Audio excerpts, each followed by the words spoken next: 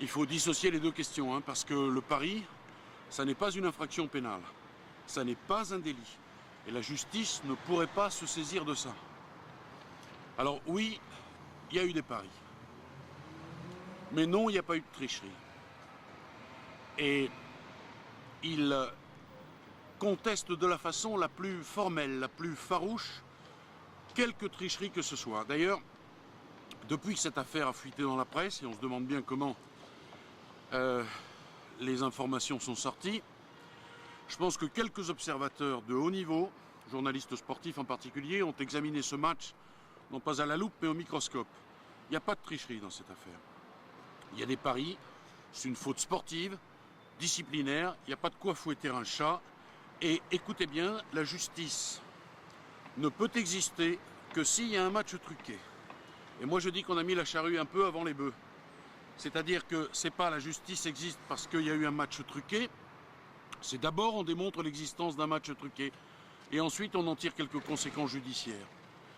C'est pour cette raison qu'ils ont choisi le droit au silence en concertation et sur les conseils de leurs avocats pour répondre aussi au fait qu'il y a eu quelques fuites dans la presse, on verra le moment venu d'où ça vient, et pour répondre aussi à la mise en scène tout à fait spectaculaire de leur interpellation hier. Tout ça, c'est humiliant, ça n'était pas utile.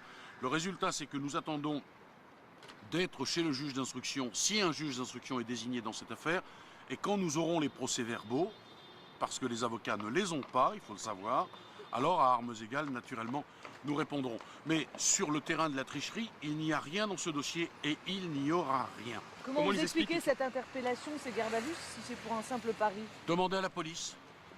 Ah non, on suspecte. À partir du moment où il y a pari, on se dit, il y a match truqué. Voilà le raisonnement que nous offre la police et l'accusation. Sauf que, excusez-moi, et je vous l'ai dit tout à l'heure, la justice ne peut pas exister s'il ne s'agit que d'un pari, parce que ça n'est pas un délit. Donc on suspecte une éventuelle tricherie. La présomption d'innocence, je ne vous dis pas ce qu'il en reste. On en parle depuis une semaine. Certaines photos, en particulier celles de mes clients, les joueurs les plus populaires. Et voilà comment on construit un dossier. C'est pas comme ça que ça marche. Comment ils expliquent les 80 000 € de paris alors qu'un match comme ça, normalement, c'est 5 000 maximum? Eh bien écoutez, ils ont d'abord les moyens de parier.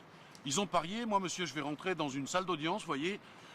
Il m'arrive de penser que je vais perdre mon procès. Ça ne m'empêche pas de me battre pour le gagner.